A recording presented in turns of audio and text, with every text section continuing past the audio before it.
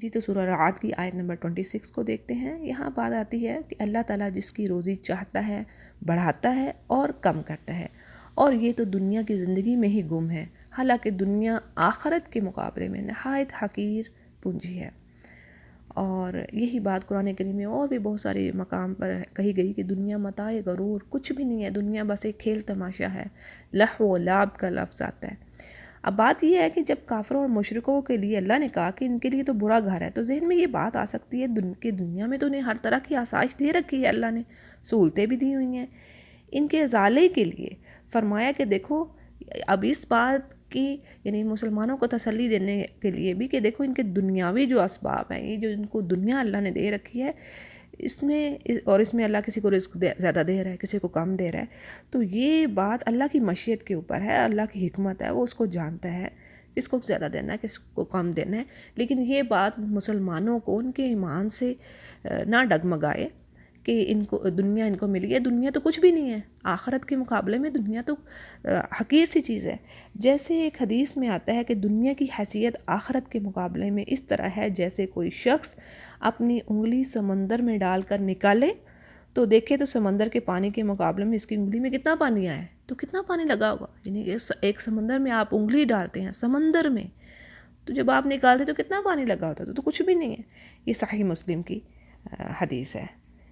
اسی طرح ایک دوسری حدیث ہے، وہ بڑی خوبصورت ہے. رسول اللہ صلی اللہ علیہ وسلم کا گزر بکری کے ایک مردہ بچے کے پاس سے ہوا، تو اسے دیکھ کر آپ نے فرمایا اللہ کی قسم، اللہ کے نزدیک دنیا اس سے بھی زیادہ حقیر ہے جتنا یہ مردہ اس کے مالکوں کے نزدیک اس وقت حقیر تھا جب انہوں نے اس کو پھینکا تھا. اور اسی طرح سورہ حدید کی آیت نمبر 20 میں کیا بات آ رہی ہے، یہ بڑی اہم بات ہے. دیکھیں ذرا کہ اللہ کہتے ہیں خوب جان لو کہ دنیا کی زندگی تو صرف کھیل تماشا ہے، زینت اور آپس میں فخر و غرور اور مال و اولاد میں ایک دوسرے سے اپنے آپ کو زیادہ بتلانا، یعنی فخر کرنا ایک دوسرے کے اوپر کہ میرے پاس کتنا مال ہے، اس کے پاس کتنا مال ہے، اس کی اولاد کتنی ہے، میرے پاس کتنی اولاد ہے. اور جیسے بارش اور اس کی پیداوار کسان کو بڑی اچھی معلوم ہوتی ہے، اور پھر جب وہ خشک ہو جاتی ہے تو زرد رنگ میں اس کو تم دیکھتے ہو، پھر وہ بالکل چورا چورا ہو جاتی ہے. اور آخرت میں یعنی کہ یہ اسی طرح جیسے کھیتی جب تیار ہوتی ہے بڑی اچھی لگتی ہے، لیکن جب وہ کاٹ دی جاتی تو پھر کچھ بھی زمین پہ نہیں رہتا. تو یہ زندگی بھی ایسے ہی ہے کہ دیکھنے میں بڑی اچھی لگ رہی ہے، یہ بڑا دھوکے کا سامان ہے. اور یہ بات بڑی ہی سچ اللہ نے فرمائی ہے کہ دھوکے کا سامان ہے، یہ دیکھنے میں کیا ہے لیکن اس کی اصل حقیقت کیا ہے. اور پھر آخرت میں کیا ہے، اللہ کہتے ہیں کہ سخت عذاب ہے یا پھر اللہ کی مغفرت اور رضامندی. اور پھر آگے وہی بات آ رہی ہے کہ دنیا کی زندگی دھوکے کے سوا کچھ بھی نہیں ہے. لیکن اس کے ساتھ ساتھ میں آپ کو ایک اور چیز بتاتی چلوں کہ جو ہمیں احادیث سے بھی بات ملتی ہے، وہ یہ کہ آپ صلی اللہ علیہ وسلم نے ہمیں اس بات پر ابھارا ہے کہ ہم اللہ سے رزق حلال طلب کرتے رہیں. جیسے ہم یہ دعا پڑھتے ہیں کہ اللہم انا نسألک علما نافعا ورزقا طیبا وعملا متقبلا. یعنی ایسا نہیں ہے کہ اللہ تعالیٰ اور یہ نبی کریم صلی اللہ علیہ وسلم نے بھی فراغت کی روزی، یعنی کہ اتنی روزی اللہ سے ضرور مانگنی کہ ہم دوسروں پہ ڈیپینڈنٹ نہ ہوں، کسی اور پہ ہمیں انحصار نہ کرنا پڑے. اللہ تعالیٰ اتنا حلال رزق ہمیں عطا کرتا رہے کہ ہم آسودگی سے اور یکسوئی سے پھر قرآن کریم اور اللہ کے احکامات اور ان چیزوں پر عمل کر سکیں. کیونکہ یہ جو فقر ہے یہ بھی انسان کو تکلیف دہ چیزوں کی طرف لے کے جاتا ہے. تو اس لیے یہ چیزیں بھی ہیں کہ جو ہمیں دعاؤں میں ملتے ہیں، اذکار میں ملتے ہیں آپ صلی اللہ علیہ وسلم کے، تو یہ ہمیں اپنی دعاؤں میں شامل رکھنا ہے. جیسے ہی میں نے دعا آپ کے آگے رکھ دی ہے کہ اللہم انا نسألک علما نافعا ورزقا طیبا، کہ اللہ ہمیں رزق حلال طیب رزق ہمیں اپنی جناب سے دیتا رہے. ٹھیک ہے جی. یعنی زندگی کو اگر اللہ مال و دولت دے رہا ہے، اللہ تعالیٰ انسان کو نعمتیں دے رہا ہے، اگر تو کوئی ہدایت کے ساتھ لے رہا ہے اس کو، تو وہ اس کے لیے واقعی نعمتیں ہیں. پھر واقعی نعمتیں ہیں. یعنی وہ اللہ کی راہ میں خرچ کرنے والا ہے، اس کو حقوق العباد پر خرچ کر رہا ہے، صلہ رحمی میں خرچ کر رہا ہے، تو وہ پھر واقعی نعمتیں ہیں. لیکن اگر پھر وہ اس کے اپوزٹ ہے، پھر وہ اس کے لیے وبال بن جائیں. یعنی اس کو ہدایت تو ہے نہیں، تو وہ شیطانی راستوں میں خرچ کر رہا ہے، پھر اس کے لیے وبال ہے. یہ چیز کا بڑا خیال رکھنا ہے. اچھا جی، آگے دیکھتے ہیں. کافر کہتے ہیں کہ اس پر کوئی معجزہ کیوں نہیں نازل کیا گیا، یعنی آپ صلی اللہ علیہ وسلم پر، تو آپ جواب دیجئے کہ جسے اللہ گمراہ کرنا چاہے کر دیتا ہے، اور اس کی طرف جو جھکتا ہے اسے وہ راستہ دکھا دیتا ہے، یعنی کہ جو اللہ کی طرف آنا چاہتا ہے اللہ اس کو راستہ دیتا ہے، اور جو لوگ ایمان لائے ان کے دل اللہ کے ذکر سے اطمینان حاصل کرتے ہیں۔ بہت ہی خوبصورت یہ آیت ہے۔ ویسے تو قرآن کریم اللہ کا کلام ہے، اس کے ایک زیر اور زبر کا جو حسن ہے اور جو اس کی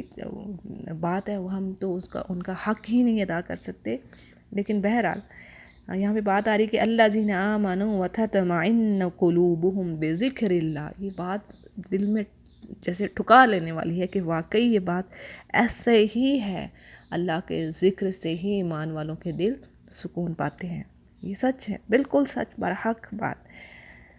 اور پھر ایک چیز ہوتی ہے جیسے اب ہم پڑھ رہے ہیں، میں اس لیے یہ بات کر رہی ہوں، اور ایک چیز ہوتی ہے جب آپ نے اس کو پڑھ لیا اور پھر آپ نے اس کو زندگی میں جب آپ اس کو تجربہ کرتے ہیں نا، پھر آپ کہتے ہیں ہاں یہ بات اب ہے، اب میں نے فیل کی ہے۔ ایک تو میں نے پڑھی ہے بات، کل بھی جیسے میں بات کر رہی تھی، یعنی کہ ایک چیز ہم پڑھ رہے ہیں، ٹھیک ہے، اور ایک چیز ہم نے زندگی میں ایکسپیرینس کر کے دیکھ لی ہے، پھر وہ چیز کے برابر تو نہیں ہوتی نا، خالی ایک پڑھی ہوئی بات اور ایک تجربہ کی ہوئی بات، وہ اس کا تو پھر وہ مٹھاس ہی اور ہوتی ہے، اس کی بات ہی کچھ اور ہوتی ہے۔ تو یہ بات ہے یہاں پیاری، اور کہ جو لوگ ایمان لاتے ہیں، جنہوں نے نیک کام کیے، ان کے لیے خوشحالی اور بہترین ٹھکانہ ہے۔ اور یہاں پہ اللہ کے ذکر سے مراد یعنی اس کی توحید کا بیان ہے، اور پھر اسی طرح اس کی عبادت، تلاوت قرآن، نوافل، دعا، مناجات جو اہل ایمان کے دلوں کی خوراک ہے، ٹھیک ہے، یہ ساری چیزیں یہاں سے مراد ہے۔ پھر آگے بات آ رہی ہے، اسی طرح ہم نے آپ کو اس امت میں بھیجا جس سے پہلے بہت سی امتیں گزر چکی، کہ آپ انہیں ہماری طرف سے جو وحی آپ پر اتری ہے پڑھ کر سنائیے، اور اللہ رحمان کے جو منکر ہیں ان سے آپ کہہ دیجئے کہ میرے پالنے والا تو صرف اللہ ہے، اس کے سوا کوئی بھی لائق نہیں عبادت کے، اسی کے اوپر میرا بھروسہ ہے، اور اسی کی جانب میرا رجوع، یعنی کسی کی طرف میں پلٹنے والا ہوں۔ اور اگر قرآن کے ساتھ پہاڑ چلا دیے جاتے یا زمین ٹکڑے ٹکڑے کر دی جاتی یا مردوں سے باتیں کرا دی جاتی، پھر بھی وہ ایمان نہ لاتے۔ دیکھیں یہاں پہ اللہ نے کیسی بات رکھ دی کہ اگر یہ سب کچھ ہو جاتا نا تو بھی یہ ایمان نہ لاتے، کیونکہ اللہ خوب جانتا ہے کہ ان کے دلوں کے اوپر اب مہر لگ گئی ہے، ان کے ہارٹ سیل اپ ہو چکے ہیں انہیں ایمان لانے کے۔ پھر بات یہ ہے کہ یہ سب کام اللہ کے ہاتھ میں ہے، تو کیا ایمان والوں کو اس بات پر دل جمی نہیں کہ اللہ چاہے تو تمام لوگوں کو ہدایت دے دے، اور کفار تو ان کے کفر کے بدلے ہمیشہ ہی کوئی نہ کوئی سخت سزا پہنچتی رہی، یعنی کہ کافروں کو ان کے کفر کی وجہ سے کوئی نہ کوئی سخت سزا پہنچتی رہے گی اللہ کی طرف سے، اور ان کے مکانوں کے قریب نازل ہوتی تک کہ اللہ کے وعدے کا وقت نہ آ پہنچے، اور یقیناً اللہ تعالیٰ وعدہ خلافی نہیں کرتا۔ اور پھر آگے بات آ رہی ہے، یقیناً آپ سے پہلے کے پیغمبروں کے ساتھ بھی مذاق اڑایا گیا، اور میں نے کافروں کو ڈھیل دی تھی، پھر انہیں میں نے پکڑ لی، یعنی اللہ سبحانہ وتعالیٰ فرما رہے ہیں آپ سے پہلے پیغمبروں کے ساتھ بھی ہنسی مذاق کیا گیا، اور آپ کے ساتھ بھی اب یہی کر رہے ہیں، تو اللہ نے ان کو ڈھیل دی ہے اور پھر انہیں پکڑ لیا، اب پھر دیکھیں کہ میرا عذاب کیسا رہا۔ اور اسی طرح حدیث کے الفاظ ہیں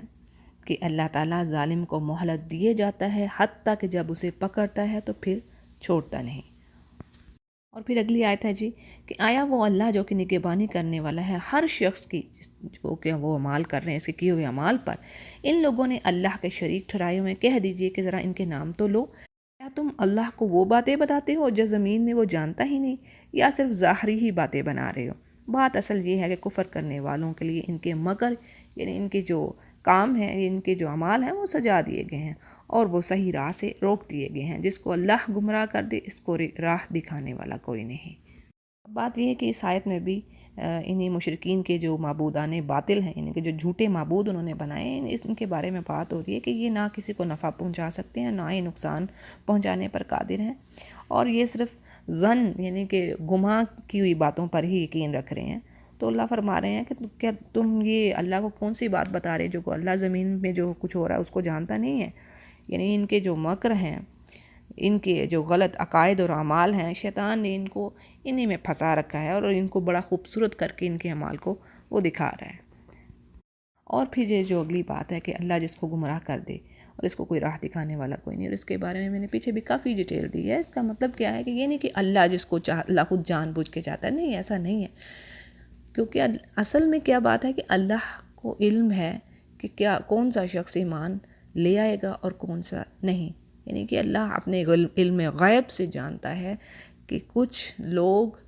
ایمان نہیں لانے کے، چاہے ان کے سامنے کوئی بھی معجزات جو ہیں وہ رکھ دیے جائیں، جیسے پیچھے ہی ہم نے پڑھ لیا کہ ان کے سامنے چاہے کسی قسم کے بھی معجزات آ جائیں لیکن یہ ان کو دیکھ کر ایمان نہیں لائیں گے۔ تو بات یہ کہ اللہ خوب جانتا ہے اپنے علم غیب سے کہ یہ کس کے اوپر کلمہ حق ثابت ہوگا، کہ کس کے اوپر کلمہ عذاب کا کلمہ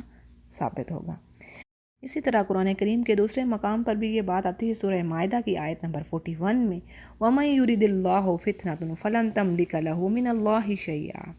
یعنی جس کو اللہ گمراہ کرنے کا ارادہ کر لے تو اللہ سے اس کے لیے کوئی اختیار نہیں، یعنی کہ کوئی اور اس پہ کوئی اختیار نہیں رکھ سکتا۔ پھر اسی طرح سورہ نحل کی آیت نمبر 37 میں بات آتی ہے، اگر تم ان کی ہدایت کی خواہش رکھتے ہو تو یاد رکھو اللہ اسے ہدایت نہیں دیتا جسے وہ گمراہ کرتا ہے، اور ان کا کوئی مددگار نہیں ہے۔ پھر اسی طرح ہم سورۃ القصص میں بھی ہم نے یہ بات پڑھی کہ اللہ نبی کریم صلی اللہ علیہ وسلم کو فرماتے کہ جن سے آپ محبت رکھتے ہیں یہ ہو نہیں سکتا کہ آپ ان کو ہدایت بھی دے دیں، یعنی جن سے آپ چاہت رکھتے ہیں اور آپ چاہتے ہیں کہ ان کو ہدایت مل جائے، تو ایسا نہیں ہو سکتا، یعنی کہ اگر ہدایت اسے ملے گی جس کو اللہ چاہتا ہے۔ پھر آگے بات آ رہی ہے جی، ان کے لیے دنیا کی زندگی میں بھی عذاب ہے اور آخرت کا عذاب تو بہت ہی زیادہ سخت ہے، انہیں اللہ کے غضب سے بچانے والا کوئی بھی نہیں ہے۔ اس جنت کی صفت، اب آگے دیکھیں یہاں پہ جنت تھوڑا سا ٹاپک چینج ہوا ہے اور بڑی خوبصورت آیات آ رہی ہیں کہ مثل الجنت التی وعد المتقون، جس کا وعدہ کیا گیا ہے جس جنت کا، اب وہ ہے کیسی، اس کی مثال کیسی ہے۔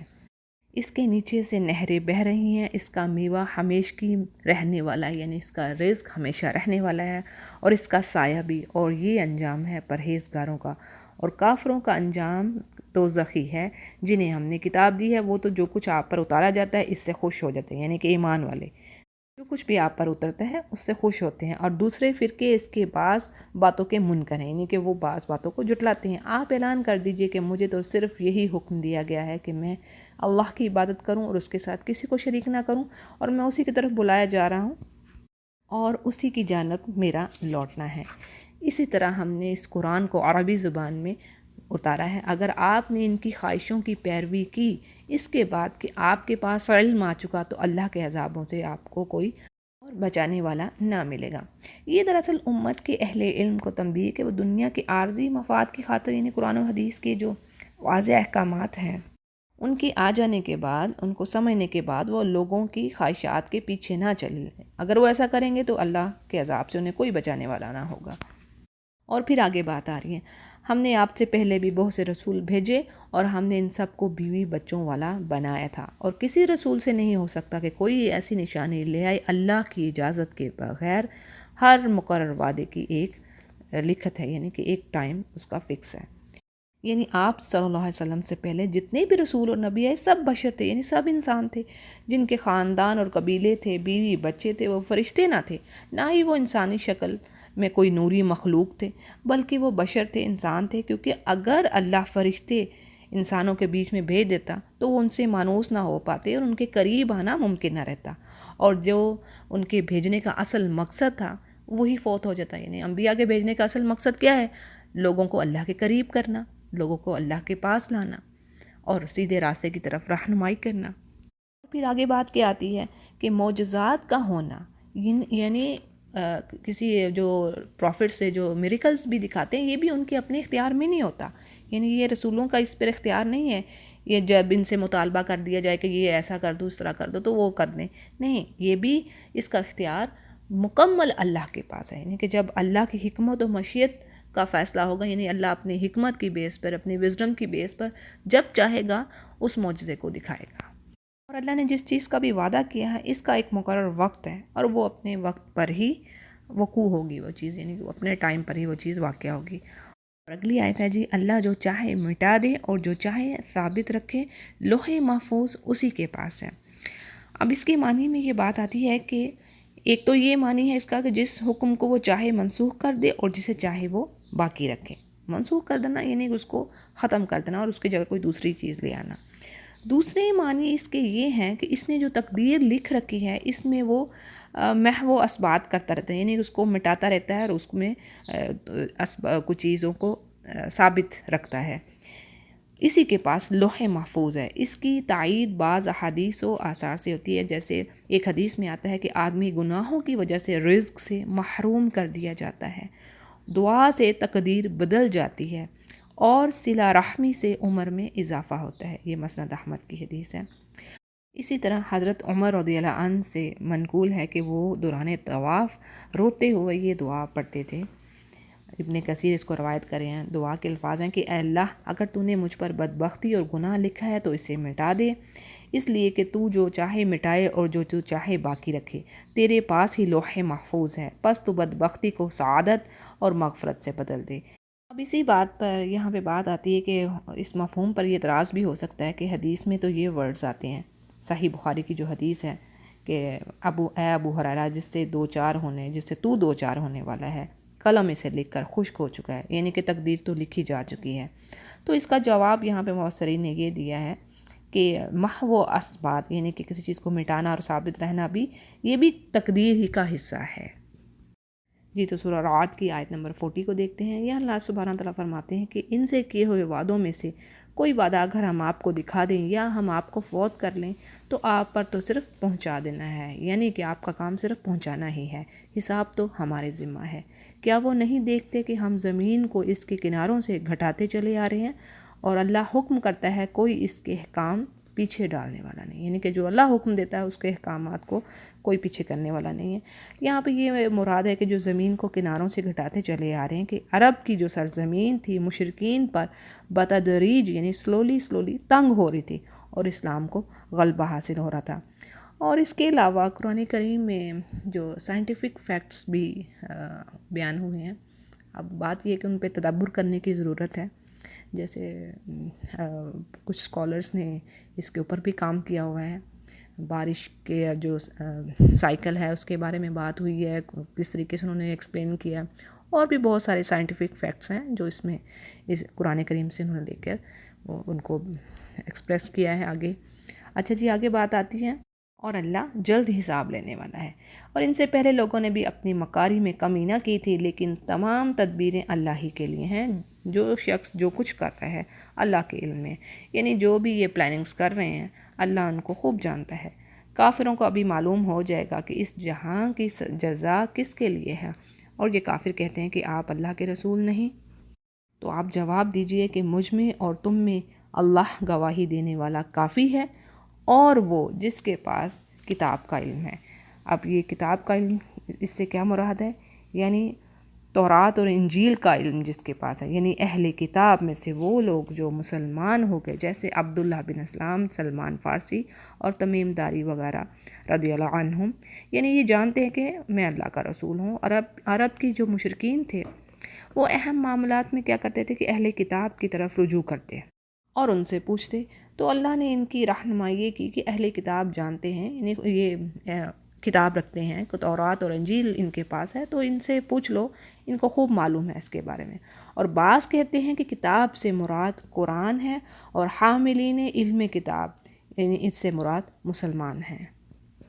تو جی الحمدللہ ہماری سورہ رعد کمپلیٹ ہوئی۔ اب سورہ ابراہیم کو ہم لیتے ہیں۔ بسم اللہ الرحمن الرحیم۔ سورہ ابراہیم مکی سورہ ہے، اور اس کا جو مین سبجیکٹ ہے یعنی مضمون اس کا کیا ہے کہ نبی کریم صلی اللہ علیہ وسلم کی رسالت کو ماننے سے مشرکین انکار کر رہے تھے، اور آپ کی دعوت کو روکنے کے لیے بھی مختلف قسم کی چالیں چل رہے تھے، تدبیریں کر رہے تھے، بدترین چالیں چل رہے تھے۔ اب اس سورہ میں بھی ان کو اس پر تنبیہ کی گئی، ان کو وارننگ دی گئی کہ اس سے باز آ جاؤ، اور یہاں پہ انداز ذرا زیادہ تیز ہے۔ تو جس کی پہلی آیت کو دیکھتے ہیں۔ الف لام را، یہ حروف مقطعات ہیں۔ کتاب انزلناہ الیک لتخرج الناس من الظلمات الی النور، یعنی یہ عالی شان کتاب ہم نے آپ کی طرف اتاری تاکہ آپ لوگوں کو اندھیروں سے روشنی کی طرف لائیں، ان کے رب کے حکم سے، زبردست اور تعریفوں والے اللہ کی طرف۔ یہاں پہ کیا بات آ رہی کہ یہ زبردست کتاب ہے جو انسانوں کو اندھیروں سے روشنی کی طرف لے کے آتی ہے۔ اسی طرح دوسرے مقام پہ بھی اللہ نے یہی بات فرمائی ہے کہ هو الذی ينزل علی عبدہ آیات بینات لیخرجکم من الظلمات الی النور، سورہ حدید کی آیت ہے کہ وہی ذات ہے جو اپنے بندے پر واضح آیات نازل فرماتی ہے تاکہ وہ تمہیں اندھیروں سے نکال کر روشنی کی طرف لائے، نور کی طرف لے کے آئے۔ اور اس طرح ایک اور بڑی خوبصورت آیت ہے سورۃ البقرہ کی آیت نمبر 257 میں بات آتی ہے کہ اللہ ولی الذین آمنوا، یعنی اللہ ولی ہے مومنین کا جو انہیں نکالتا ہے اندھیروں سے اور روشنی کی طرف لے کے جاتا ہے۔ اور پھر یہاں پہ ایک اور بات ہمیں کیا ملتی ہے کہ یعنی پیغمبر کا کام ہدایت کا راستہ دکھانا ہے، لیکن ہدایت دینا اللہ کے اختیار میں، یعنی اگر کوئی راستہ اختیار کرتا ہے تو وہ صرف اللہ کے حکم سے اور اس کی مشیت سے ہوگا، یعنی کہ اللہ کے حکم سے یہ چیز ہے، اور اگر کوئی اس طرف سے منہ موڑ رہا ہے تو اللہ خوب جانتا ہے کہ اس کے اوپر جہنم کا ٹھکانہ ثابت ہو چکا ہے۔ یعنی انبیاء کا اس پر کوئی اختیار نہیں، کسی کو ہدایت پر وہ ہاتھ سے پکڑ کر نہیں لا سکتے۔ انبیاء کا کام کیا ہے؟ پہنچا دینا، اور پھر اللہ کا کام ہے ان کا حساب لینا۔ اب آگے بات آ رہی ہے کہ جس اللہ کا ہے جو کچھ آسمان اور زمین میں، یعنی کہ اللہ کا ہی ہے جو کچھ زمین اور آسمان میں ہے، اور کافروں کے لیے تو سخت عذاب کی خرابی ہے، اور جو آخرت کے مقابلے میں دنیا کی زندگی کو پسند رکھتے ہیں اور اللہ کی راہ سے روکتے ہیں اور اس میں ٹیڑھ پن کرنا چاہتے ہیں، یہی لوگ پرلے درجے کی گمراہی میں ہیں۔ یعنی کیا ہے کہ اسلام کی تعلیمات میں سے ٹیڑھ پن نکال کے کوئی کجی دیکھ کر لوگوں کو اس سے بدظن کرنے کے لیے اس میں بین میک نکالتے رہنا، اور اس کی جو صحیح جو ٹرو پکچر ہے اس کو مسخ کر کے کسی اور طریقے سے لوگوں کے سامنے رکھنا، اور اس میں کیا مقصد ہونا؟ اپنی خواہشات، اپنے ڈیزائر کے مطابق یہ چیزوں کو لے کے چلنا۔ تو اللہ فرماتے ہیں کہ یہ تو پرلے درجے کی وہ گمراہی میں ہے۔ پھر بات آ رہی ہے ہم نے ہر نبی کو اس کی قومی زبان میں ہی بھیجا ہے تاکہ ان کے سامنے وہ وضاحت بیان کر دے۔ دیکھیں پیچھے بھی ہم نے یہ بات ڈسکس کی نا، پیچھے بھی بات ہوئی تھی کہ اللہ کی یہ سنت رہی ہے، یہ طریقہ کار رہا ہے کہ جس قوم میں بھی اللہ نے نبی بھیجا ہے وہ اسی کی زبان بولنے والا ہوتا تھا، تاکہ وہ اللہ کے احکامات کو واضح طریقے سے ان کے سامنے رکھ سکے، اور یہ جو زبان کا یعنی لینگویج بیریئر ہے یہ ان کے درمیان حائل نہ ہو۔ تو یہ بھی اللہ کا ایک احسان عظیم ہے ہر نیشن پر کہ انہی قوم میں سے ان کا بھائی ان کو سکھانے کے لیے آیا۔ اور پھر آگے بات آتی ہے کہ اب اللہ جسے چاہے گمراہ کر دے اور جسے چاہے راہ دکھا دے، وہ غلبہ اور حکمت والا ہے۔ اور پھر بات ہے کہ یاد رکھو جب کہ ہم نے موسیٰ علیہ السلام کو اپنی نشانیاں دے کر بھیجا کہ تو اپنی قوم کو اندھیروں سے روشنی میں نکال، یعنی کہ اندھیروں سے نکال کو ان کو روشنی کی طرف لے کے آؤ، اور انہیں اللہ کے احسانات یاد دلاؤ۔ اس میں نشانیاں ہیں ہر ایک صبر اور شکر کرنے والے کے لیے۔ دیکھیں یہاں پہ موسیٰ علیہ السلام کا ذکر آیا کہ اللہ نے ان کو کتاب دی تاکہ وہ اپنی قوم کو روشنی کی طرف لے کے آئیں، اندھیروں سے نکالیں، جہالت کے اندھیروں سے نکالیں انہیں، اور جو معجزات تھے ان کے بارے میں بات آ رہی ہے کہ وہ 9 معجزات جو اللہ یعنی کہ اپنی نشانیاں، اللہ کی نشانیوں سے مراد معجزات جو اللہ نے ان کو دیے موسیٰ علیہ السلام کو، اور ایام اللہ سے مراد اللہ کے وہ احسانات، وہ فضل ان پر، یعنی پیچھے ہم کتنا زیادہ ہم نے پڑھ لیا اس بارے میں، سورۃ البقرہ میں ہے، سورہ اعراف میں ہے، اور بھی صورتوں میں ہے، سورہ طٰہٰ میں بھی ذکر آتا ہے موسیٰ علیہ السلام کے بارے میں۔ یعنی اللہ سبحانہ تعالیٰ نے بنی اسرائیل کو جو فضیلت دی تھی پورے جہان پر، اور جو احسانات کیے، من و سلوہ، بادلوں کا سایہ، اور ان کو شرک کرنے کے بعد ہی معاف کرنا، یہ سارے احسانات اللہ کے، تو اللہ فرماتے ہیں ان کو وہ احسانات ذرا یاد دلائیے بنی اسرائیل کو۔ اور پھر ان میں نشانیاں ہیں، یعنی ان میں جس نے بھی لیسن لینا ہے وہ ان چیزوں سے سبق حاصل کرے، اور صبر شکر کرنے والے کے لیے اس میں عبرت ہے، اس میں ایڈوائز ہے، نصیحت ہے۔ پھر آگے بات آتی ہے جس وقت موسیٰ نے اپنے قوم سے کہا کہ اللہ کے وہ احسانات یاد کرو جو اس نے تم پر کی ہیں، جبکہ اس نے تمہیں فرعونیوں سے نجات دی جو تمہیں بڑے دکھ پہنچاتے تھے، تمہارے لڑکوں کو قتل کرتے تھے، تمہاری لڑکیوں کو چھوڑ دیتے تھے، اور اس میں تمہارے رب کی طرف سے تم پر بہت بڑی آزمائش، یعنی اس تکلیف کو یاد دلایا جس سے وہ گزر رہے تھے بنی اسرائیل، جس وقت فرعونی ان کے اوپر عذاب کی طرح مسلط تھے کہ ان کے بیٹوں کو قتل کر دیتے اور بیٹیوں کو زندہ چھوڑ دیتے۔ پھر آگے بات آ رہی، اور جب تمہارے رب نے تمہیں آگاہ کر دیا کہ اگر تم شکر گزاری کرو گے تو بے شک میں تمہیں زیادہ دوں گا، اور اگر تم ناشکری کرو گے تو یقیناً میرا عذاب بہت سخت ہے۔ اب دیکھیں یہاں پہ جو ورڈ آئے ہیں لَإِن شَكَرْتُمْ لَأَزِيدَنَّكُمْ، یہاں پہ بھی لام تاکید 3 بار لگ گیا، پہلے بھی لام آ گیا، یہ جو گرامر کا رول ہے پیچھے بھی میں نے آپ کو بتایا، اور یہاں پہ بھی پھر نون مشدد ہے، یعنی 3 بار لام لگ گیا کہ لازمی، یعنی جو شکر کرے گا، اس آیت کو اپنے ذہنوں میں ہمیں چپکا لینا ہے کہ جو شکر کرے گا اس کو اللہ لازمی دے گا اور دے گا،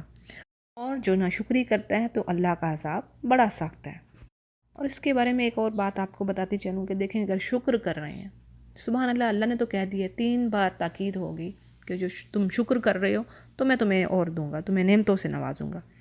اور اگر ہم شکر کریں تو ہمارا ہی فائدہ ہے نا، اس میں انسان کا اپنا ہی فائدہ ہے۔ اللہ کا تو اس میں اللہ تو غنی ہے، اللہ نے تو کہہ دیا نا قل هو اللہ احد اللہ الصمد لم یلد، وہ صمد ہے، یعنی کہ اس کو تو کسی کی حاجت نہیں ہے، وہ تو بے نیاز ہے ہر چیز سے۔ اب یہاں پہ ایک حدیث قدسی ہے، میں آپ کے آگے رکھتی ہوں کہ اللہ فرماتا ہے اے میرے بندو، اگر تمہارے اول اور آخر، یعنی تمہارے پہلے کے لوگ اور بعد کے لوگ، اسی طرح تمام انسان اور جن اس ایک آدمی کے دل کی طرح ہو جائیں جو تم میں سب سے زیادہ متقی اور پرہیزگار ہو، یعنی کوئی بھی نافرمان نہ رہے، سبھی اوبیڈینس میں آ جائیں، پھر کیا ہے، اس سے میری حکومت اور بادشاہی میں کوئی اضافہ نہیں ہوگا۔ یعنی کہ اللہ کی جو ذات جہاں پہ ہے اس کو تو ہم کوئی نفع نہیں دے رہے، ہمیں اس کی حاجت ہے، ہمیں اس کی ضرورت ہے، ہم اس کے فقیر ہیں۔ پھر آگے بات آتی ہے اے میرے بندو، اگر تمہارے اول و آخر اور تمام انسان اور جن اس ایک آدمی کے دل کی طرح ہو جائیں جو تم میں سب سے بڑا نافرمان اور فاجر ہے، تو اس سے میری حکومت اور بادشاہی میں کوئی کمی واقع نہیں ہوگی۔ اے میرے بندو، اگر تمہارے اول و آخر اور انسان اور جن سب ایک میدان میں جمع ہو جائے اور مجھ سے سوال کریں، یعنی مجھ سے مانگیں، پس میں ہر انسان کو اس کے سوال کے مطابق عطا کر دوں، تو اس سے میرے خزانے اور بادشاہی میں اتنی کمی واقع ہوگی جتنی سوئی کے سمندر میں ڈبو کر نکالنے سے سمندر کے پانی میں ہوتی ہے۔ سبحان اللہ، کہ اللہ نے دیکھیں یہ کتنی خوبصورت حدیث قدسی ہے، اس کا میسج کتنا خوبصورت ہے کہ اللہ فرمانے، ایک تو اللہ کی ذات غنی ہے، اور قرآن کریم میں بہت ساری جگہ پہ آپ دیکھیں گے یہ بات بھی آتی ہے کہ یا ایھا الناس، کہ تم سب جو ہو فقراء ہو اللہ کے نزدیک، انتم الفقراء الی اللہ واللہ الغنی الحمید، یعنی کہ اللہ تعالیٰ تو غنی ہے اور تم فقیر ہو اس کے دربار میں، تمہیں اس کی حاجت ہے۔ تو یہاں پہ یہ دیکھیے اس حدیث نے سارا مفہوم جو ہے وہ واضح کر دیا کہ اللہ اگر سب انسانوں کو جو اول اور آخر اور سب کو جو وہ چاہتے ہیں عطا کر دے، تو بھی اس کے خزانے میں کچھ کمی نہ ہو، اور کیسا ہو، جیسے سوئی کو سمندر میں ڈال کے نکالا جائے تو کیا ہوگا، کچھ بھی کمی نہیں واقع ہوگی اس میں۔ پھر آگے بات آ رہی ہے کہ موسیٰ نے کہا کہ اگر تم سب اور روئے زمین کے تمام انسان اللہ کی ناشکرے کریں تو بھی اللہ بے نیاز اور تعریفوں والا ہے۔ کیا تمہارے پاس تم سے پہلے کے لوگوں کی خبریں نہیں آئیں، یعنی قوم نوح کی اور عاد و ثمود کی اور ان کے بعد والوں کی، جنہیں سوائے اللہ کے اور کوئی نہیں جانتا، اور ان کے پاس ان کے رسول معجزے لے کر آئے، لیکن انہوں نے اپنے ہاتھ اپنے منہ میں دبا لیے اور صاف کہہ دیا کہ جو کچھ تمہیں دے کر بھیجا گیا ہم اس کے منکر ہیں، یعنی ہم تو اس کو نہیں مانیں گے، اور جس چیز کی طرف تم ہمیں بلا رہے ہو ہمیں تو اس میں بڑا بھاری شبہ ہے، یعنی ہم اس خاطر جمع نہیں ہوئے یہاں پہ۔ یہ جو منہوں پر ہاتھ رکھنے کی بات ہے، یہاں پر مفسرین نے کچھ معنی بیان کیے ہیں، یعنی ایک سے زیادہ میننگ اس کے ہیں۔ نمبر 1، وہ کہتے ہیں کہ مثلاً انہوں نے اپنے ہاتھ اپنے منہوں پر رکھ لیے اور کہا کہ ہمارا تو صرف ایک ہی جواب ہے کہ ہم تمہاری رسالت کے ہی منکر، یعنی کہ ہم تمہاری پروفٹ ہونے پر ہی یقین نہیں رکھتے۔ پھر دوسری بات، انہوں نے اپنی انگلیوں کے ساتھ اپنے منہوں کی طرف اشارہ کر کے کہا کہ خاموش رہو اور جو یہ پیغام لے کے آئیں ان کی طرف توجہ مت کرو۔ پھر تیسرا ایک میننگ یہ بھی ہے کہ انہوں نے اپنے ہاتھ اپنے منہوں پر استہزاء اور تعجب کے طور پہ، یعنی کہ ہنسی مذاق کرنے کے لیے رکھ لیے، جس طرح کوئی شخص ہنسی ضبط کرنے کے لیے ایسا کرتا ہے، یعنی ہنسی کو روکنے کے لیے اور کسی کے مذاق اڑانے کے لیے کوئی شخص اس طریقے سے کرے کہ اپنے ہاتھ کو اپنے منہوں پر رکھ لے۔ پھر آگے بات آتی ہے کہ ان کے رسولوں نے انہیں کہا کہ اللہ کے بارے میں تمہیں شک ہے جو آسمانوں اور زمین کا بنانے والا ہے، وہ تو تمہیں اس لیے بلا رہا ہے کہ تمہارے تمام گناہ معاف فرما دے، یعنی کہ ان کے رسولوں نے کہا کہ تم اللہ پر شک کر رہے ہو جو آسمان اور زمین کا مالک ہے، تو وہ تو تمہیں اس لیے بلاتا ہے کہ تمہارے گناہ معاف فرما دے اور ایک مقررہ وقت تک تمہیں مہلت عطا فرمائے۔ اور انہوں نے کہا تم تو ہمارے جیسے ہی انسان ہو اور تم چاہتے ہو کہ ہم ان خداؤں کی عبادت سے رک جائیں جن کی عبادت ہمارے باپ دادا کرتے رہے، اچھا تو ہمارے سامنے کوئی کھلی دلیل، یعنی کوئی پروف لے کے آؤ۔ دیکھیں یہاں پر جو بات ہوئی ہے قرآن کریم میں کئی جگہ پر یہ بات بھی آئی ہے کہ کافرین کا ایک جو انکار کرنے کا سبب یہ بھی تھا، یعنی کہ ان کے پاس ایک وہ یہ بھی اپنی ریزن رکھتے تھے کہ کیا ہم اپنے جیسے ہی انسان پر یقین کریں کہ یہ اس کو وحی پہنچ رہی ہے، اس کو اللہ کا پیغام آ رہا ہے، تو ہم یہ بات کیسے مانیں، یہ تو انسان ہے، یہ تو ہمارے جیسا ہی انسان ہے۔ اور یہ کئی جگہ پہ آیا ہے، جیسے سورہ تغابن کی آیات ہمیں یہی بات ملتی ہے کہ اللہ سبحانہ وتعالیٰ فرماتے ہیں کہ کچھ کافروں نے جنہوں نے اپنے اعمال کا وبال چکھ لیا اور جن کے لیے دردناک عذاب ہے، یہ اس لیے یعنی کہ ان کے اوپر عذاب کیوں آیا، وجہ کیا تھی، ریزن کیا، ذَلِكَ بِأَنَّهُ كَانَتْ تَأْتِيهِمْ رُسُلُهُم بِالْبَيِّنَاتِ فَقَالُوا، تو وہ بولے أَبَشَرٌ يَهْدُونَنَا، یعنی کہ انہوں نے کہا کہ کیا انسان ہماری رہنمائی کریں گے، یعنی بس انہوں نے انکار کر دیا، یعنی کہ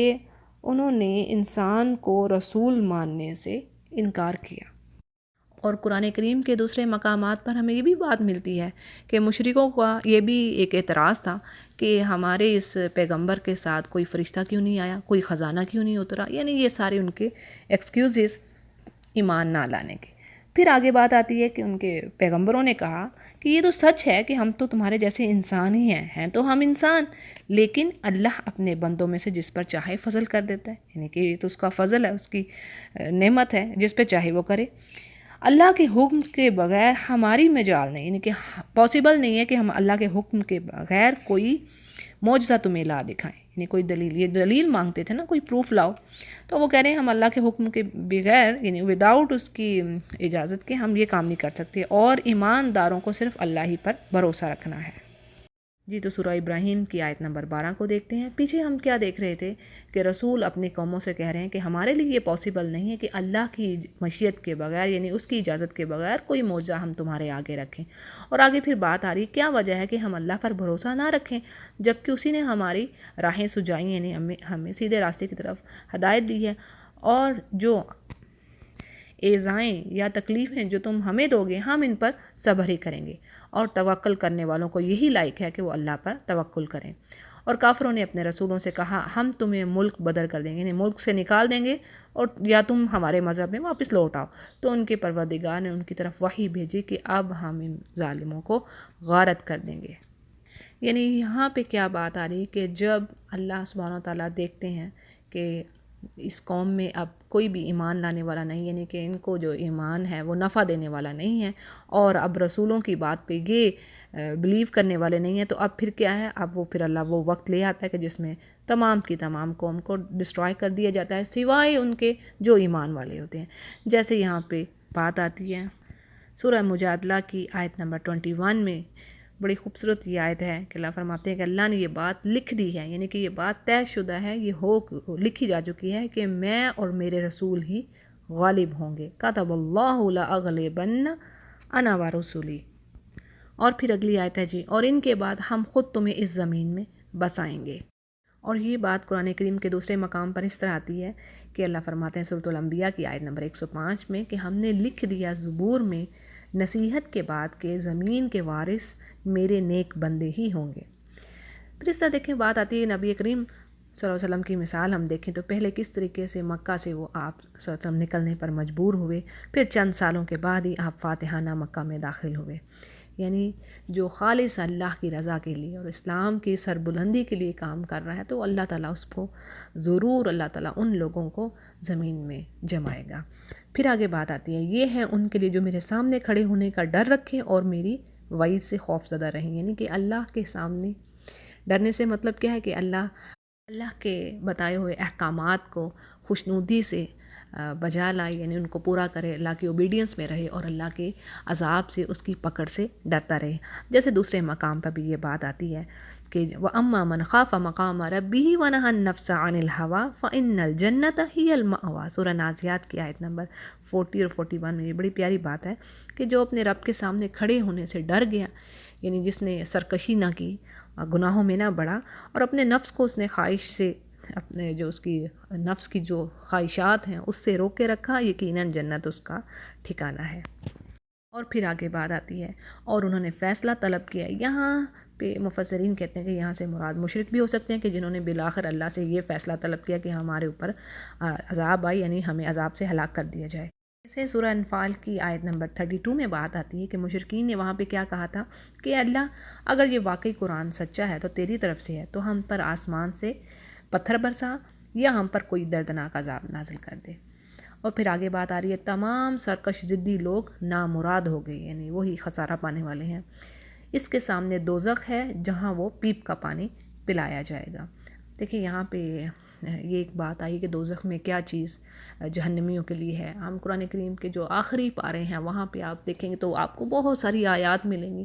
کھولتا ہوا پانی ان کے سروں پہ ڈالے جائے گا، ان کے پینے کے لیے کھولتا ہوا پانی ہے۔ پھر ان کے لیے زقوم کا درخت ہے، سورہ صافات میں آتا ہے، جس کے جو پتے ہیں وہ شیطانوں کے سروں کے جیسے ہیں، زقوم کا درخت، اور وہ تخرج من فی اصل الجحیم، یعنی کہ وہ اس کی جہنم میں سے وہ نیچے سے گہرائی سے نکلتا ہے۔ زقوم کا درخت جھاڑدار، ان کے جھاڑیاں جیسے ہیں وہ کھانے کو ہوں گی، اور نہ جس سے ان کی بھوک مٹے گی نہ پیاس مٹے گی۔ اور اس طریقے سے اب یہاں پہ بھی یہی بات آ رہی ہے کہ پیپ اور خون جو جہنمیوں کے گوشت اور ان کی کھالوں سے بہا ہوگا، صدید کا مطلب یہ آ رہا ہے۔ اور بعض حدیث میں بھی اسے جو ہے یہی بات کہی کہ جہنمیوں کے جسم سے نچوڑا ہوا، یعنی کہ اس کا جو پیپ ہے اور خون وہ جہنمیوں کو ان کی وہ پینے کی چیز ہوگی۔ اور بعض حدیث میں یہ بھی ہے کہ صدید کا مطلب ہے کہ اتنا گرم اور کھولتا ہوا ہوگا پانی کہ ان کے منہ کے قریب پہنچتے ہی ان کے چہرے کی کھال جلس کر رہ جائے گی اور گر جائے گی، اور اس کا ایک گھونٹ پیتے ہی ان کے پیٹ کی آنتیں پخانے کے راستے باہر نکل آئیں گے۔ اللہم انا نعوذ بک من سخطک والنار، اللہ تعالیٰ ہم نے اپنی آگ سے بچائے۔ اچھا جی، آگے بات آ رہی ہے کہ جو پیپ والا پانی اسے پلایا جائے گا، جسے بمشکل گھونٹ گھونٹ پیے گا، یعنی اگلی آیت کی یہ بات ہو رہی ہے جس میں وہ مشکل سے گھونٹ گھونٹ پیے گا، پھر بھی اسے گلے سے وہ نہیں اتار سکے گا، اور اسے ہر جگہ اپنی موت آتی دکھائی دے گی، لیکن وہ مرنے والا نہیں، یعنی موت اس کو نہیں آئے گی۔ پھر اس کے پیچھے سخت عذاب ہے۔ ان لوگوں کی مثال، آگے ٹاپک اب چینج ہو رہا ہے کہ ان لوگوں کی مثال جنہوں نے اپنے پالنے والے سے کفر کیا، یعنی جنہیں اپنے رب سے کفر کیا، ان کے اعمال مثل اس راکھ کے ہیں جس پر تیز ہوا یا آندھی چلے، تو جو بھی انہوں نے کیا اس پر سے کسی چیز پر وہ قادر نہ ہوں گے، یہی دور کی گمراہی ہے۔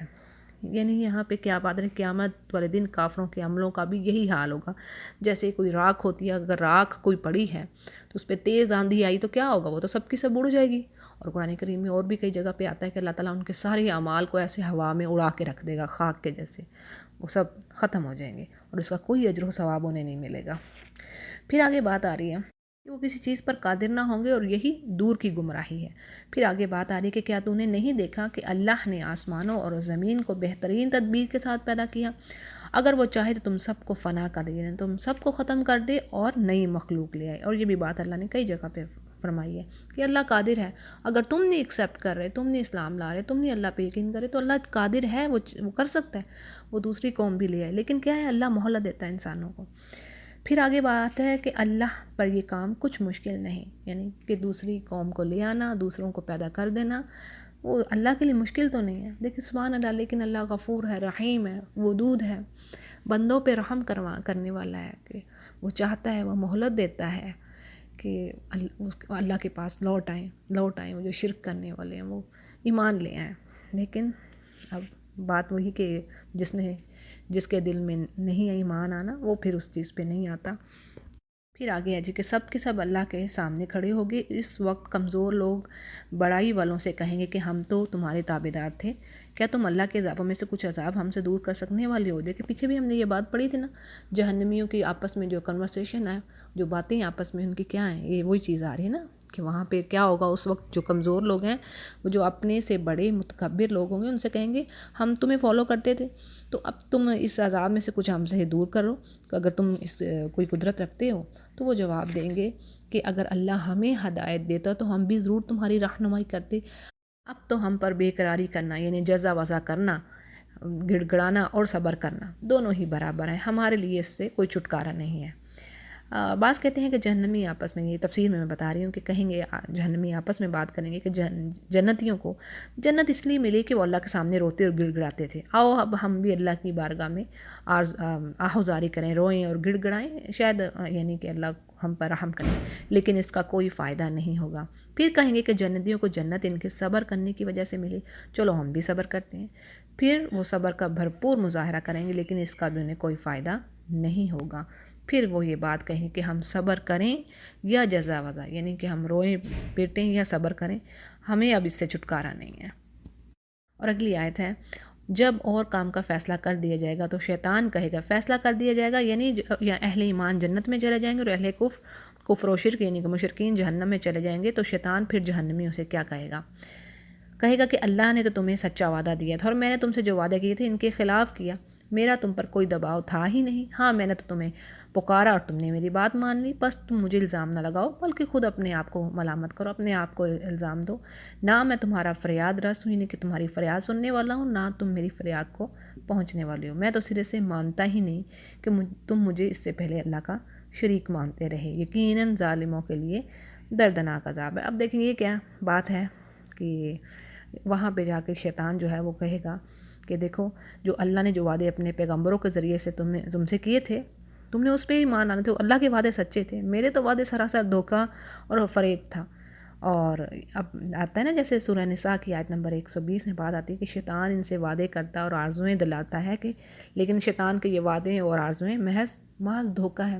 پھر اور بھی کئی جگہ پہ آتا ہے نا کہ اللہ تعالیٰ فرماتے ہیں جہاں پہ قرآن کریم میں کہ تم خرچ کرو اللہ کی راہ میں، لیکن وہ شیطان انسان کو ڈراتا ہے کہ نہیں خرچ نہ کرنا، تم فقیر ہو جاؤ گے، تمہیں تمہارا مال کم ہو جائے گا۔ تو یہ اب اللہ یہاں فرما رہے ہیں کہ یہ جو شیطان کے وعدے اور آرزویں جو دلاتا ہے نا یہ سب جھوٹے اور محض دھوکہ ہے۔ اب دیکھیں یہاں پہ بھی وہی چیز کہہ رہا کہ میرا تو اس میں کوئی قصور نہیں، بڑا وہ بری ذمہ ہو جائے گا۔ اس نے کہنا کہ بھی میں تو یہی کہہ رہا ہے کہ میں نے تو تمہیں پکارا، تم میری پکار کے پیچھے چل پڑے، تم نے اپنے جو اللہ نے تمہیں سمجھ دی تھی اس سے کام کیوں نہ لیا۔ اور اب بات یہ ہے کہ نہ میں تمہیں عذاب سے نکلوا سکتا ہوں جس میں تم مبتلا ہو اور نہ ہی تم مجھے غضب سے بچا سکتی ہو۔ یعنی اب ہم سب کے سب اسی کے اندر ہیں۔ پھر آگے بات آتی ہے جی، اور جو لوگ ایمان لائے اور نیک عمل کیے وہ ان جنتوں میں داخل کیے جائیں گے جن کے نیچے چشمے جاری ہیں، جہاں انہیں ہمیشہ کی ہوگی اپنے رب کے حکم سے، یعنی کہ ہمیشہ، خالد کا ورڈ ہے ہمیشہ رہنے والا، اور دیکھیں خالدین فیہا ورڈ آتا ہے نا، ہمیشہ ہمیشہ رہیں گے ایمان والے وہاں پہ، جہاں ان کا خیر مقدم سلام سے ہوگا، یعنی آپس میں ان کا تحفہ ایک دوسرے کو سلام کرنا ہوگا، یعنی کہ ان کی جو گریٹنگ ہوگی سلام ہوگی، اور اس کے علاوہ فرشتے بھی ہر دروازے سے داخل ہو کر انہیں سلام عرض کریں گے۔ ہم نے سورہ رات میں بھی یہ پڑھا تھا نا آخر میں کہ ہر دروازے جو ان کے نیک لوگ ہوں گے، ان کی بیویاں، ان کی اولادیں، ان کے ماں باپ، اگر انہوں نے بھی نیک کام کیے ہو گئے، اللہ نے فرمایا درا سورہ رات کی ہم نے آیت میں پڑھا تھا، تو اللہ نے فرمایا کہ میں ان سب کو داخل کر دوں گا جنتوں میں، اور پھر یدخلون الملائکہ، تو یعنی کہ ہر طرف سے جو ملائکہ داخل ہوں گے دروازے سے اور وہ ان کو سلام کہیں گے۔ اگلی آیت میں اللہ سبحانہ وتعالیٰ بہت خوبصورت ایک مثال بتا رہے ہیں کہ آپ نے نہیں دیکھا کہ اللہ نے پاکیزہ بات کی مثال کس طرح بیان فرمائی، مثل ایک پاکیزہ درخت کی جس کی جڑ مضبوط ہے اور جس کی ٹہنیاں آسمان میں ہیں۔ یعنی یہاں پہ بڑی خوبصورت بات آ رہی ہے کہ مثلاً کلمۃ طیبۃ کشجرۃ طیبہ، یعنی خوبصورت بات کی مثال ایسی جیسے پاکیزہ درخت، پاکیزہ بات کی مثال کیسی؟ پاکیزہ درخت، اور اس کا مطلب یہ ہے کہ مومن کی مثال اس درخت کی سی ہے جو گرمی ہو یا سردی ہر وقت پھل دیتا ہے۔ اسی طرح مومن کے اعمال جو نیک اعمال شب و روز اور ہر لمحے میں ہر گھڑی آسمان کی طرف لیے جاتے ہیں۔ اور اسی طرح کلمۃ طیبۃ سے اسلام یا لا الہ الا اللہ کا کلمہ مراد ہے، اور شجرۃ طیبۃ سے مراد کھجور کا درخت ہے، اور یہ صحیح حدیث سے ثابت ہے۔ پھر آگے بات آ رہی ہے کہ جو اللہ کے حکم سے ہر وقت اپنا پھل لاتا ہے، یعنی کہ جس کی اب مثال کیا بتائیے کہ ایسا پاکیزہ درخت جس کی جڑیں بڑی مضبوط ہیں اور جس کی ٹہنیاں آسمان میں گئی ہوئی ہیں، اور وہ اپنے رب کے حکم سے پھل لاتا ہے اور اللہ کے لوگوں کے سامنے مثالیں بیان فرماتا ہے تاکہ وہ نصیحت حاصل کریں۔ اب دیکھیں میں نے آپ کو یہاں پہ بتا دیا کہ کلمۃ طیبۃ سے مراد کیا ہے، لا الہ الا اللہ کا کلمہ، اور شجرۃ طیبۃ سے مراد کھجور کا درخت ہے۔ پھر اگلی بات اس کے اپوزٹ ہے کہ ناپاک بات کی مثال، یعنی جو خبیث کلمہ ہے اس کی مثال ایسی ہے جیسے گندا درخت جو زمین کی کچھ اوپر سے اکھاڑ لیا گیا اور اسے کچھ ثبات حاصل نہیں، یعنی وہ ایک تو وہ اس کی جڑیں نیچے تک نہیں، زمین کی گہرائی تک نہیں ہے، اور وہ سٹیبل نہیں ہے، اور اوپر اس کی شاخیں بھی نہیں، اور اسے کچھ ثبات نہیں ہے۔ یعنی اس سے مراد کافر کے اعمال بالکل بے حیثیت، اللہ کے سامنے ان کی کوئی ویلیو نہیں ہے، نہ وہ آسمان پر چڑھتے ہیں نہ ہی اللہ کی بارگاہ میں وہ قبول ہوتے ہیں۔ پھر آگے بات آ رہی ہے ایمان والوں کو اللہ تعالیٰ پکی بات کے ساتھ مضبوط رکھتا ہے، اور دنیا کی زندگی میں بھی اور آخرت میں بھی، یعنی یہ جو کلمہ طیبہ ہے اللہ تعالیٰ ایمان والوں کو قائم رکھے گا، اس چیز پہ اسٹیڈ فاسٹ رکھے گا، استقلال کے ساتھ وہ جمے رہیں گے دنیا کی زندگی میں بھی اور آخرت میں بھی۔ ہاں، ناانصاف لوگوں کو اللہ بہکا دیتا ہے اور اللہ جو چاہے کر گزرے۔ اچھا جی، اس آیت کی تھوڑی سی میں آپ کو تفسیر بتا دیتی ہوں، اس کو ضرور سمجھیے گا کہ اس کی تفسیر میں بات یہ آتی حدیث میں ہے کہ موت کے بعد قبر میں جب مسلمان سے سوال کیا جاتا ہے تو وہ جواب میں اس بات کی گواہی دیتا ہے کہ اللہ کے سوا کوئی معبود نہیں اور محمد صلی اللہ علیہ وسلم اللہ کے رسول ہیں، بس یہی مطلب ہے کہ اللہ کی اس فرمان سے، یعنی اس بات سے۔ پھر اسی طرح ایک اور حدیث میں ہے کہ جب بندے کو قبر میں رکھ دیا جاتا ہے اور اس کے ساتھی چلے جاتے ہیں اور وہ ان کے جوتوں کی آہٹ سنتا ہے، یعنی کہ اس کو آہٹ سنائی دیتی ہے اپنے ساتھیوں کے جوتوں کی، تو اس کے آس پاس 2 فرشتے آتے ہیں اور اسے اٹھا کر اس سے پوچھتے ہیں کہ اس شخص کے بارے میں تیری کیا رائے ہے؟ وہ مومن ہوتا ہے تو جواب دیتا ہے کہ وہ اللہ کے بندے اور اس کے رسول ہیں، یعنی وہ رسول صلی اللہ علیہ وسلم کے بارے میں پوچھتے ہیں، تو وہ کہتا اگر تو وہ مومن ہوتا ہے تو وہ جواب دیتا ہے کہ وہ اللہ کے بندے ہیں اور اس کے رسول ہیں۔ فرشتے اسے جہنم کا ٹھکانہ دکھاتے ہیں اور کہتے ہیں کہ اللہ نے تو اس کی جگہ تیرے لیے جنت میں ٹھکانہ بنا دیا ہے۔ بس وہ دونوں ٹھکانے دیکھتا ہے اور اس کی قبر 70 ہاتھ کشادہ کر دی جاتی ہے اور اس کی قبر کو قیامت تک سرسبز کر دیا جاتا ہے۔ یہ صحیح مسلم کی روایت میں ہے۔ اسی طرح ایک اور باب میں ہے صحیح مسلم کے کہ اس سے پوچھا جاتا ہے کہ مر ربو کا، یعنی تیرا رب کون ہے، اور پھر پوچھا جاتا ہے ما دینو کا، من نبیو کا، یعنی تیرا رب کون ہے، تیرا دین کیا ہے، تیرا پیغمبر کون ہے۔ پس اللہ تعالیٰ اسے ثابت قدمی عطا فرماتا ہے اور وہ جواب دیتا ہے ربی اللہ، میرا رب اللہ ہے، میرا دین اسلام ہے اور محمد صلی اللہ علیہ وسلم میرے نبی ہیں۔ سبحان اللہ، کتنی اللہ تعالیٰ رحمت کرنے والے ہیں ایمان والوں پر اور فضل کرنے والے کہ اللہ نے یہ جو آیت میں نے آپ کو بتائی کہ اللہ کہہ رہے ہیں نا کہ میں ثابت قدم رکھوں گا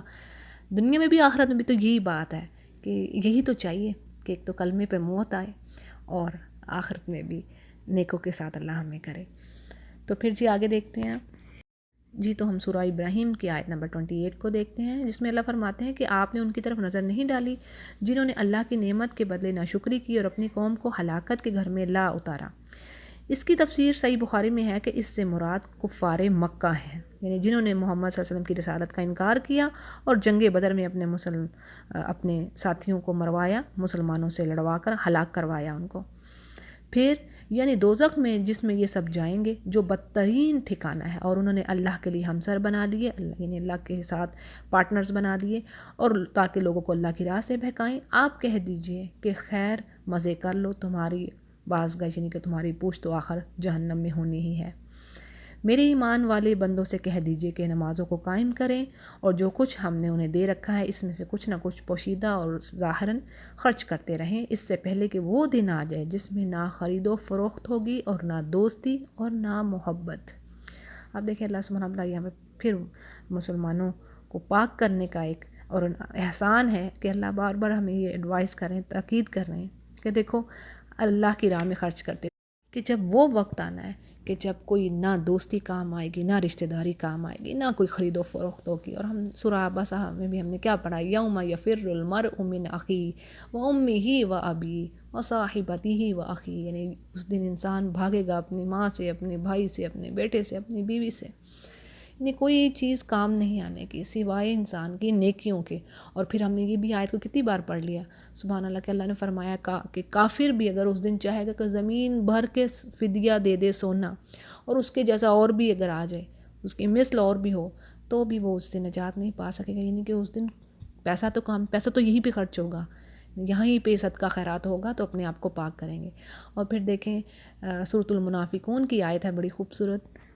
آیت نمبر 10 میں کیا بات آ رہی کہ اللہ فرماتے ہیں کہ وَأَنفِقُوا مِمَّا رَزَقْنَاكُم مِّن قَبْلِ أَن يَأْتِيَ أَحَدَكُمُ الْمَوْتُ فَيَقُولَ رَبِّ لَوْلَا أَخَّرْتَنِي إِلَىٰ أَجَلٍ قَرِيبٍ فَأَصَدَّقَ وَأَكُن مِّنَ الصَّالِحِينَ، یعنی کیا بات آ رہی ہے کہ جو کچھ ہم نے تمہیں دیا اس میں سے خرچ کرو، اس سے پہلے کہ تم میں سے کسی کو موت آئے تو وہ کیا کہے گا، وہ کہے گا کہ اے رب مجھے تھوڑی سی مہلت تو دے دے اے میرے پروردگار کہ میں صدقہ کروں اور نیک لوگوں میں سے ہو جاؤں، فَأَصَدَّقَ وَأَكُن مِّنَ الصَّالِحِينَ۔ تو اللہ فرماتے ہیں کہ جب کسی کا مقرر وقت آ گیا تو پھر اسے اللہ بالکل بھی مہلت نہیں دے گا، ہرگز مہلت نہیں دیتا، اور جو کچھ بھی تم کر رہے ہو اللہ بخوبی جانتا ہے۔ دیکھیں اس آیت میں کتنی کیسی اثر انگیز جو ہیں، افیکٹو جو ورڈز ہیں آ رہے ہیں کہ موت کے وقت انسان کی خواہش کیا ہے، یہ ہمیں یہ سورہ میں پتہ چل رہا ہے، آیت بتا رہی ہے 10 اور 11 کہ دیکھو وہ انسان یہ خواہش کرے گا کہ تھوڑی سی مہلت دے دے اللہ، میں تیری راہ میں صدقہ کر دوں۔ یعنی صدقے کی اہمیت کتنی واضح ہو رہی ہے، اور میں نے کئی جگہ پیچھے بھی آپ کو الحمدللہ بتاتی گئی ہوں ساتھ ساتھ، یہ کتنی آیات ہیں۔ سورہ توبہ میں بھی اللہ فرماتے ہیں کہ دیکھو یہ جو صدقہ خیرات ہے یہ تمہیں پاک کرے گا، تمہاری برائیاں تم سے دور کر دے گا، تمہاری تطہیر کا باعث ہے۔ اور پھر ہم نے سورہ دحر میں بھی ہم نے پڑھا کہ وہاں پہ جو جنتیوں والا عمل ہے کیا، کہ کھانا کھلانا مسکینوں کو اللہ کی رضا میں، اور وہ کیا کہتے ہیں آگے سے، وہ کہتے ہیں کہ ہمیں تو کچھ نہیں چاہیے، تمہیں سے کوئی شکریہ نہیں چاہیے، ہم تو اللہ کی رضا میں تمہیں کھلا رہے ہیں۔ یعنی کہ صدقے کے بارے میں آپ قرآن کریم کو اٹھا کے دیکھ لیں، صدقہ خیرات اللہ کی راہ میں غریبوں مسکینوں کو دینے پہ اللہ اتنا زور دے رہا ہے۔ اور دیکھیں کتنا خوبصورت دین ہے، اللہ کو تو ہمارے مال نہیں جا رہے نا، ہم قربانی دیتے ہیں تو اللہ نے سورۃ الحج میں آتا ہے نا کہ اللہ نے کہا تمہارے لئن ینالوا لحومھا ولا دماؤھا، تمہارے نہ ان کے نہ خون جاتے ہیں نہ ہی ان کا گوشت اللہ کو جاتا ہے، تو کیا جاتا ہے؟ اللہ کو انسان کا تقویٰ جاتا ہے، یعنی کہ اللہ کو جو محبوب ہے، کہ اللہ پیور ہارٹڈ پیپل کو لینا چاہتا ہے۔ یہ خوبصورت، اللہ کی ذات خوبصورت ہے، ہم تو اللہ کی ذات کا اندازہ ہی نہیں کر سکتے، یہ تو ہماری عقل سے ہی اوپر ہے، لیکن اللہ معاشرے کو خوبصورت اور بہترین بنانا چاہتا ہے۔ تو یہ سارے احکامات اسی لیے ہمارے لیے آ رہے ہیں۔ آگے دیکھتے ہیں جی۔ اور اللہ وہ ہے جس نے آسمان اور زمین کو پیدا کیا، اور آسمانوں سے بارش برسا کر اس کے ذریعے سے تمہارے روزی کے لیے، تمہارے یعنی کھانے پینے کے لیے پھل نکالے، اور کشتیوں کو تمہارے بس میں کر دیا ہے کہ دریاؤں میں اس کے حکم سے وہ چلتی ہیں، اور ندیاں اور نہریں تمہارے اختیار میں کر دی۔ یعنی یہ بات آ رہی نا، سخر لکم، سخر لکم کا مطلب سخر یعنی مسخر کر دیے، تمہارے تابع کر دیے، تم ان کے اوپر، تمہارا قدرت ہے، تمہارا زور ہے، تمہارے کنٹرول میں ہے۔ اسی نے تمہارے لیے سورج چاند کو مسخر کر دیا کہ وہ برابر چل رہے ہیں، اور رات دن کو بھی تمہارے کام میں لگا رکھا ہے، اور اسی نے تمہاری منہ مانگی کل چیزوں میں سے دے رکھا ہے، یعنی کہ تمہیں ہر طرح کی نعمت اللہ نے عطا کر رکھی ہے، اور تم اگر اللہ کے احسان گننا چاہو تو انہیں پورے گن بھی نہیں سکتے۔ اتنی خوبصورت یہ آیت ہے، جب بھی یہ پڑھتے ہیں ایسے یہ دل کو لگتی ہے جا کے، وَإِن تَعُدُّوا نِعْمَةَ اللَّهِ لَا تُحْصُوهَا، اگر تم اللہ کی نعمتوں کا شمار کرو تو تم کر ہی نہیں سکتے ہو۔ إِنَّ الْإِنسَانَ لَظَلُومٌ كَفَّارٌ، اور بے شک انسان تو بڑا ہی ظلم کرنے والا اور ناشکرا ہے، بڑا ہی بے انصاف ہے، ناشکرا ہے۔ ظلم کرنے والا، جو ظالم، جو اپنے اوپر، اپنے نفس پر جو ظلم کر رہا ہے، گناہ کر رہا ہے، گناہ بھی ظلم ہے، اور ناشکرا۔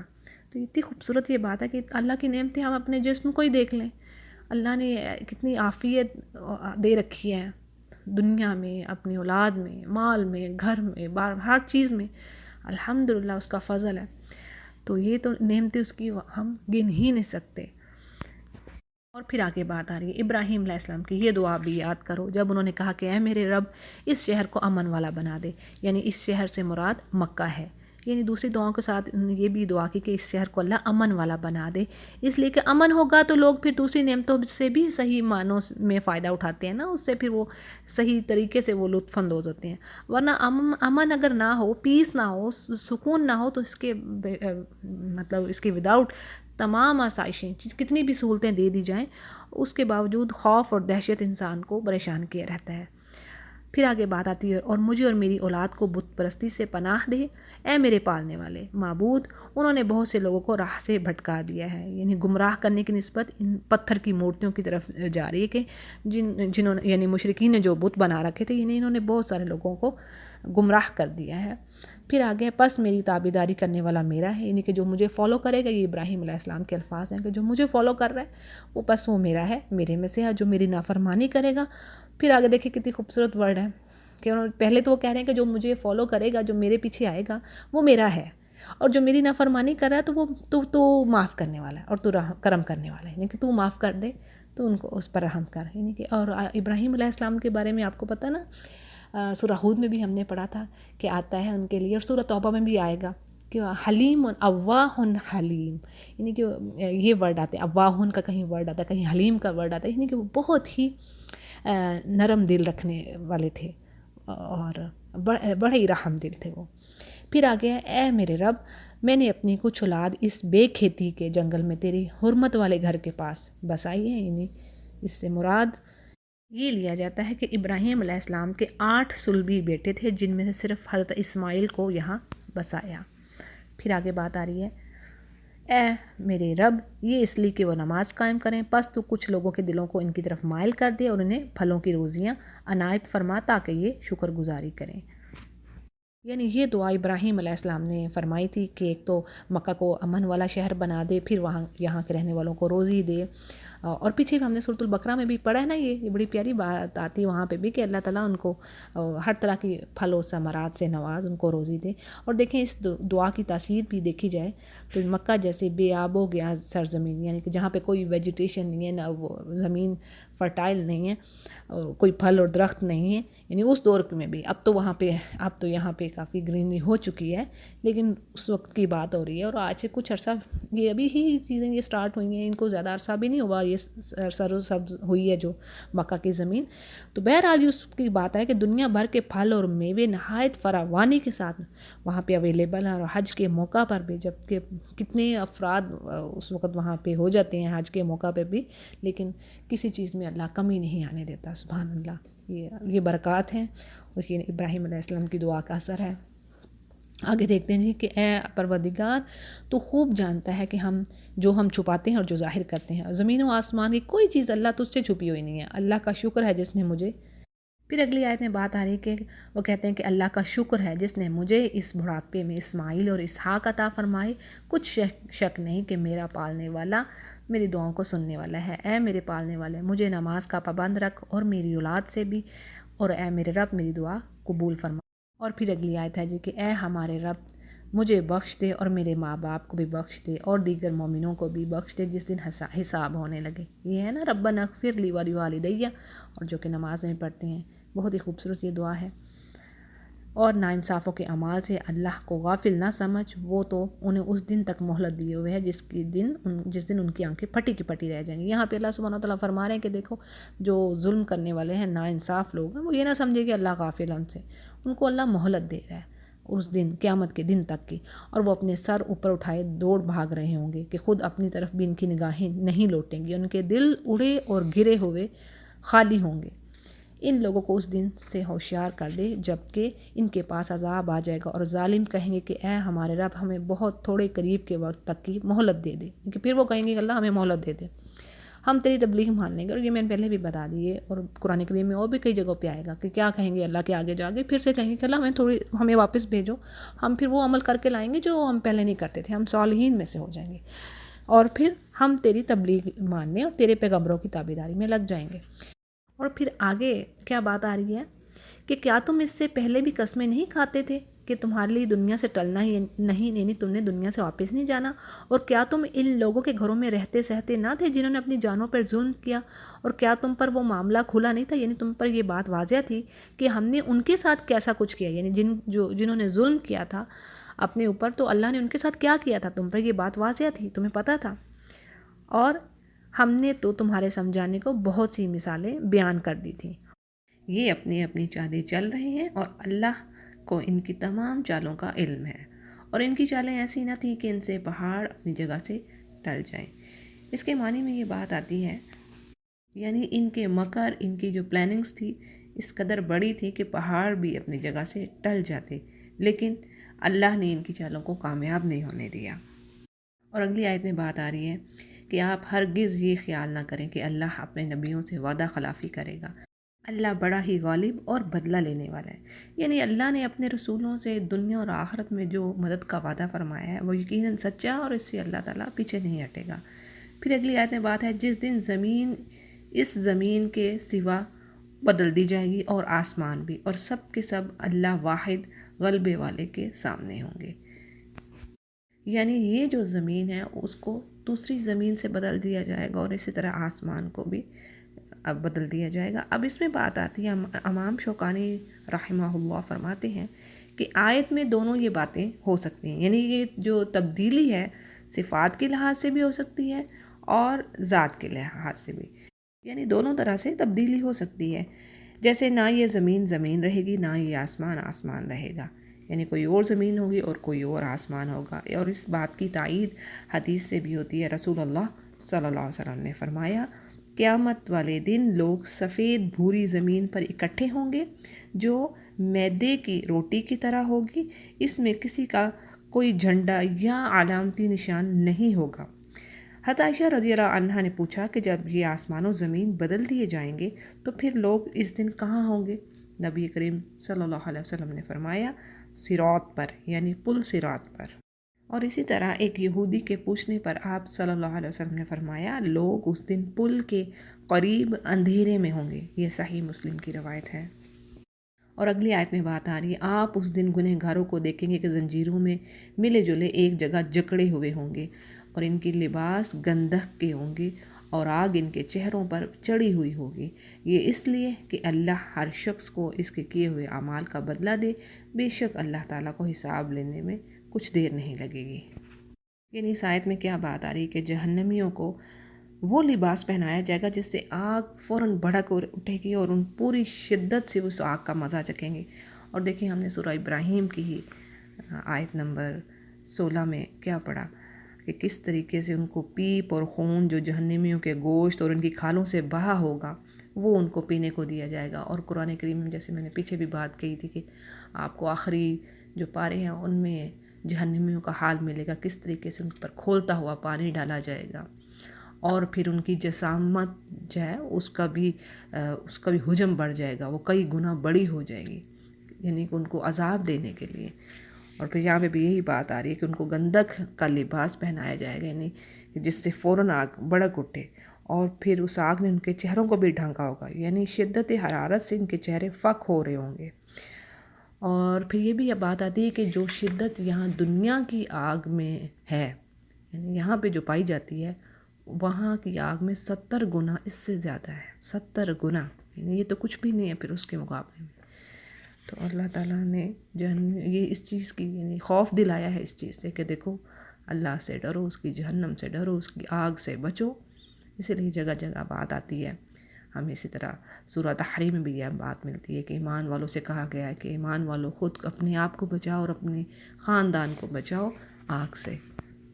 اسی طرح ایک حدیث میں آتا ہے کہ نوحہ بیان کرنے والی عورت نے اگر وفات سے پہلے توبہ نہ کی تو اس پر گندک کی شلوار اور خارش والی زرہ ہوگی۔ یہ صحیح مسلم کی حدیث ہے۔ اور پھر اگلی آیت ہے جی کہ یہ قرآن تمام لوگوں کے لیے اطلاع نامہ ہے، اس کے ذریعے سے تاکہ وہ ہوشیار کر دیے جائیں اور بخوبی معلوم کر لیں، یعنی یہ جان لیں کہ اللہ ایک ہی معبود ہے، اور تاکہ عقل مند لوگ سوچ سمجھ لیں۔ یعنی قرآن کریم کی طرف اشارہ ہے کہ یہ ہدایت کے لیے آئی ہے اور یہ ایک وارننگ بھی ہے تاکہ لوگ اس سے ہوشیار ہو جائیں۔ تو جی الحمدللہ ہماری سورہ ابراہیم مکمل ہوئی۔ انشاءاللہ ہم سورۃ الحجر کو سٹارٹ کرتے ہیں۔